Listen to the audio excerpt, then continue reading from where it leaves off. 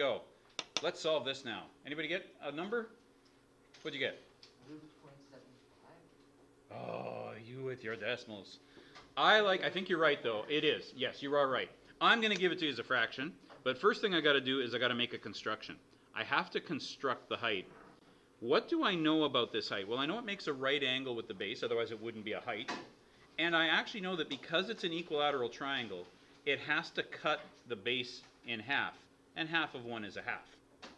So now, just looking at this side, that is a Pythagorean right triangle. A squared plus b squared equals c squared. And I can say that c always has to be the hypotenuse, so I'll call this guy a. So I don't know what a is, but I know b squared is a half squared, and I know c squared is 1 squared. And 1 squared is easy, that's 1. A squared is going to be 1 minus, okay, what's a half times a half? A quarter? Decimals. Blech. A squared is 3/4. So I am going to square root both sides. Now, somebody pointed out this morning, don't you have to put plus or minus on it when you do that? Yeah, in this case, though, I know that this line, it wouldn't make any sense to say it's negative, at least not right now. But guess what? Later this unit, that will make sense. But for right now, I'm just going to say it's the positive of that. And there you go. So that is going to be the square root of 3 over 2, because I know the square root of 4 is 2. And there it is. There's my exact answer in meters, and I'm off the screen. It is your job to tell me when I'm off the screen. Okay, there we go. Ta-da! So you prefer if we did it in front? Yeah, anytime. Again, when is decimals preferred? When the question starts with a decimal, so work in decimals. If it's like a physics question where we want a tenth of a meter. If it's a money question, right? Nobody writes down money with fractions, at least not in this part of the world. But otherwise, yeah, this is a theoretical math course. We like fractions a little better. They're more exact, and certainly we'd rather have a radical most of the time than something that's rounded. Yep. Are we going to use radians? Actually, we're going to talk about them a little, but they're not something that's in the curriculum until grade 12. Here in grade 11, it's all degrees. It's almost all radians in 12. Good question. All right, let's get to your new book. New book. Whee! All right, now, in your new book, we're going to fill in some blanks. Fill in blanks with me. Okay, this is kind of small. I'm going to see if I can. Boy, I'm making people dizzy at home moving that around so fast. Okay, let's see. I'm going to try to make this a little. Oh, geez, that sounds like I broke it. Oh, there we go. It's just creaky like old men knees here. Triangles are labeled by their vertices. A, B, and C. Angles can be named one of two ways. By the specific vertex. For example, the corner at A would be angle A. Or you can use the three vertices that form the angle. For example, angle A can be named angle BAC or angle CAB. Notice that the A, the vertex that you're talking about, is still always in the middle. But here, take a look at the diagram. If I start here and I go for a walk and I go B to A to C, I've definitely made that angle that has a little theta in it. Or if I would take a walk from C to A to B, again, I have that angle. But of course, if I just said angle A, I know I mean that angle. So that probably begs the question, why then do we bother ever learning to think about it this way if just one letter does the trick? Well, because what if you have a situation where you have something like this, right? Where that's A, that's B, and that's C. Okay, what's angle B? Do you mean this side or you mean that side? But if I say angle ABD, I definitely mean that one. And if I say angle CBD, I definitely mean that one. So yeah, sometimes you need three letters. All right, that makes sense. Sides can be named one of two ways. By the vertices again, that's the corners that define the sides, right? Here's side AC, because it goes from A to C. That makes sense.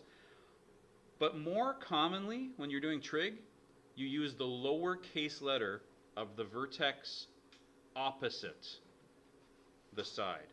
For example, I would probably label side AC as lowercase b. Yes, I handwrite lowercase b, otherwise in my rush of doing things too quickly and messily, it looks too much like a 6. So I handwrite the letter B. All right, so does that make sense? So that means that this side here, this hypotenuse, what letter would you give it? C. Little c. What? And then that's obviously this opposite side is little a. And of course, Pythagoras never goes away. We just did an example where we had to use Pythagoras. And then there's the stuff that you've been working on. Has anybody finished that little review? I handed you guys a review, right? Some of you finished it? Yeah, okay. So this hopefully will give you a formula sheet with it on there. But, you know, it's nice to just remember it. SOHCAHTOA. If you can remember that word SOHCAHTOA, you can remember that sine is opposite over hypotenuse, cosine's adjacent over hypotenuse, tangent's opposite over adjacent. And that hopefully you don't need this, but if you checked your answers on the grade 10 trig review that I gave you the other day and you got a bunch wrong, then feel free to try this page. Otherwise, I think we'll ignore it. If you got them all right, you don't need any more grade 10 practice. We can ignore this page. But this page is here if you want some more practice. Okay? You can also ignore this page too, or you can fill it in if you want, but I'm not filling it in for you. Meh.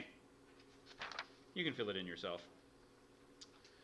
In geometry, an angle is formed by two rays with a common endpoint, or, yep, of course, once again, the word is vertex. In trigonometry, angles are interpreted as a rotation of a ray.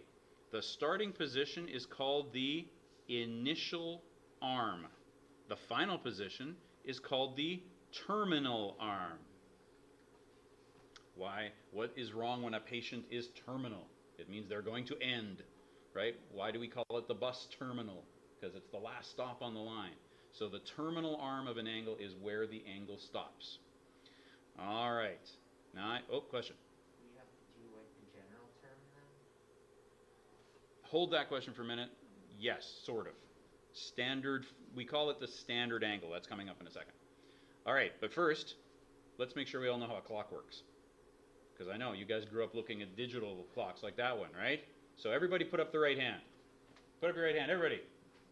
I was doing this with grade 10s once. Just at that moment, my principal was giving a tour to our German exchange students. It didn't look good. Put up your right hand.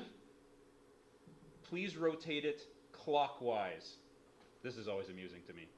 Oh, in the air. Make a circle. Which way is clockwise?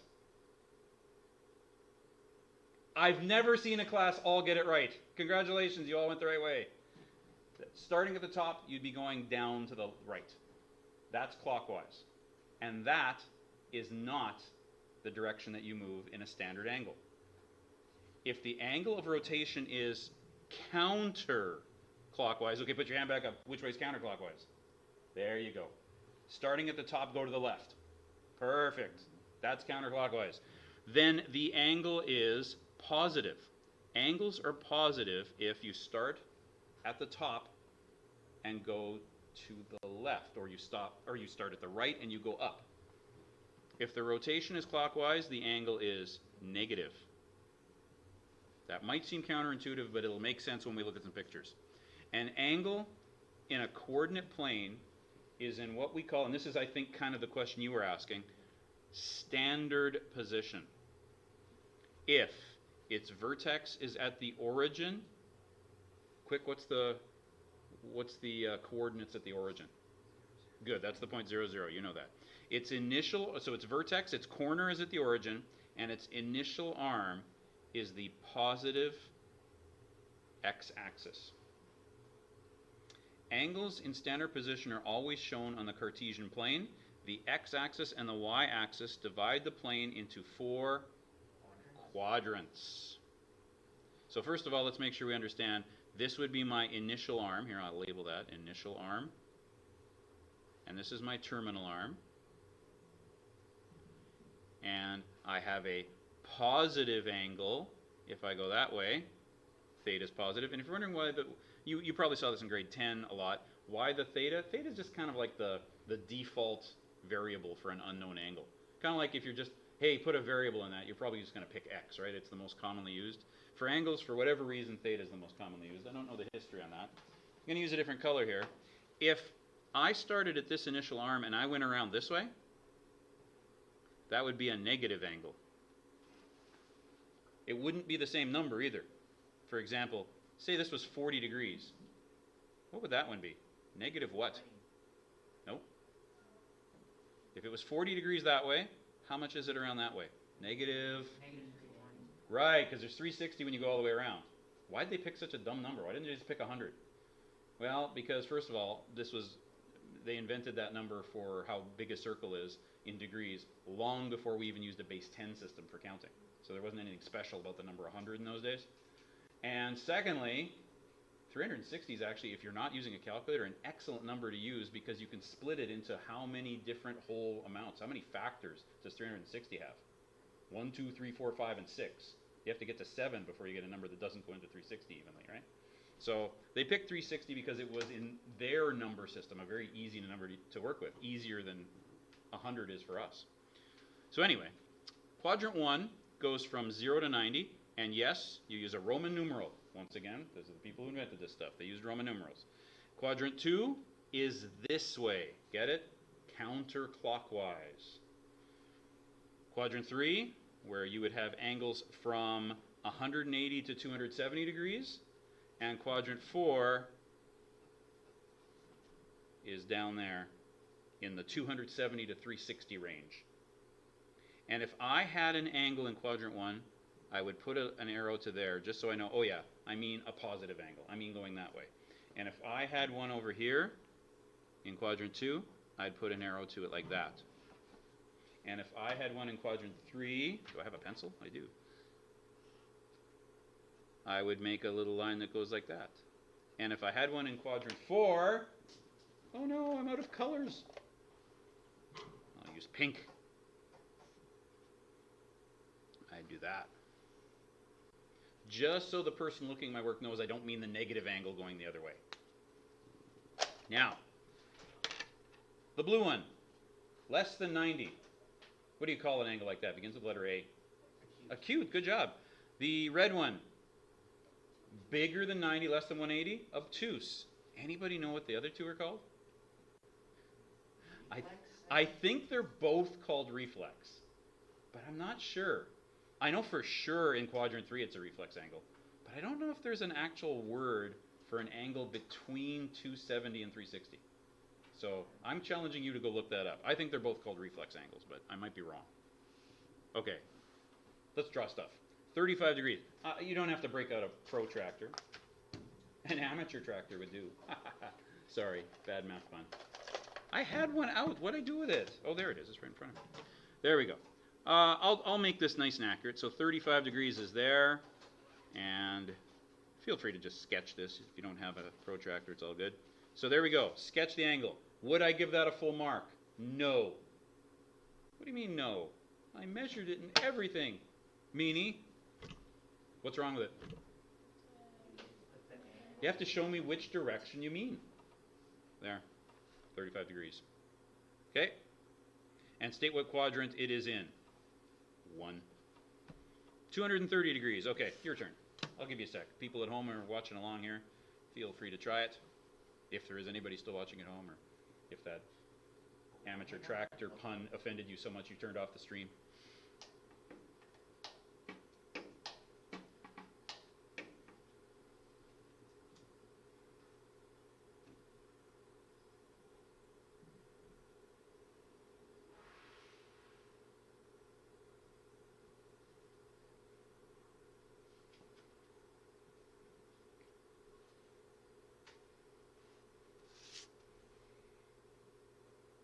All right, did you get them? Where's 230 degrees? Well, let's see. That's from here to here would be 180, and that's 270. So it's going to be how much? 180 plus 50. So putting the protractor at 0, go 50 that way, and make me a line. There we go. And once again, show me that you know where it is. And that's in quadrant 1, 2, 3. And 310 is 50 degrees from being all the way around. So 10, 20, 30, 40, 50. There we go. All right, 310. I don't know why I made that arm so long. And I'm going that way, and that's definitely in quadrant 4. Quadrant IV. All right. Next. Oh, maybe I shouldn't have used that highlighter. Kind of bled through. For each angle in standard position, there is a corresponding acute angle, less than 90, called the reference angle. And I have no idea why there's an or. As far as I know, there's no other word for reference angle that means specifically reference angle. And again, you guys are failing. You're supposed to tell me when I'm not on the screen.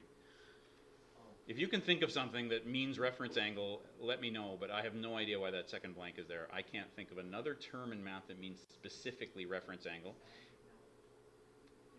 Not necessarily, because in quadrant 1, a standard angle is its own reference angle, so you wouldn't say you have both. I mean, it's the reference angle. Anyway, the symbol for reference angle is theta r. I usually use a lowercase r. I don't know why it's uppercase on this, but I'll stick with what your notes say. It is formed between, this is important, it's always the angle between the terminal arm and the nearest x-axis. The reference angle is always acute and measures between 0 degrees and 90 degrees. Actually, now that I think about it, I think maybe they didn't want the word acute there because these two things mean the same thing. Maybe they wanted the word positive here. You never talk about a negative reference angle. Reference angles are kind of absolute value. You just kind of like the distance between 2 points in a grid. You would never call that negative no matter which direction you went. Anyway, quadrant 1, obviously you are your own reference angle because that angle is the closest angle to the x-axis. But when I put an angle in quadrant 2, notice that the reference angle is here, and look at how you'd calculate it. You'd take 180 degrees minus my theta to find the reference angle. In quadrant 3, if that was my theta r is that way. And again, I know it's like backwards. Oh, theta r is negative. Well, again, not really. You think of theta r as always being positive. And the reference angle here would be my theta minus 180. And if I'm in quadrant 4, so I had to flip all the way around here to get my theta r is the quickest way to the x-axis, which is right there, and that'd be 360 minus my theta. All right. I'll do one, then it's your turn. 140 degrees, find me its reference angle. I'm going to make a sketch. 140 is in here someplace, right? Less than 180. That's probably too big, but that's good enough. So that's 140 degrees. So where is the reference angle to that angle? It would be between here and here. There's theta r. So theta r is 180 minus 140, which is 40 degrees. Your turn. See if you can do B without me.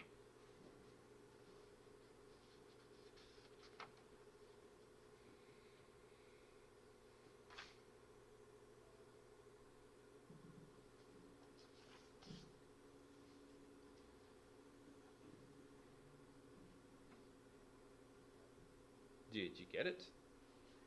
Did you get that 300 degrees is 60 degrees off of being there? So there's my 300. And this then would be my theta r, and 360 minus 300 is, I should put theta r, is equal to 360 minus 300, which is 60 degrees. So it has a 60 degree reference angle here and a 40 degree reference angle there. And that's all there is for lesson 1. I told you it was short. Now, in your last booklet, we had deleted all these old textbook assignments. So you can ignore those. That's why I handed you the big booklet full of assignments. We're going to use the booklet for assignments. But if anybody does all the questions in the booklet and go, oh, I need more practice or need more review, you could always open up the online textbook that I have and try some of these extra questions. But if you did everything in the booklet, oh, you should be plenty practiced. There's lots and lots of stuff in the booklet. All right, so that's your first lesson. I'll shut off my stream now. Let's see, is anybody at home? Hey, it's Ken. Hey, Ken, if you're still there. Okay, so I'm going to shut off the stream. Stream. There was 6 people. Oh, there's 8 people viewing right now. And yeah, it's still telling me the resolution sucks. But I don't know. I wasn't watching, I don't know. Anyway, bye-bye anybody who's at home. End. Okay, now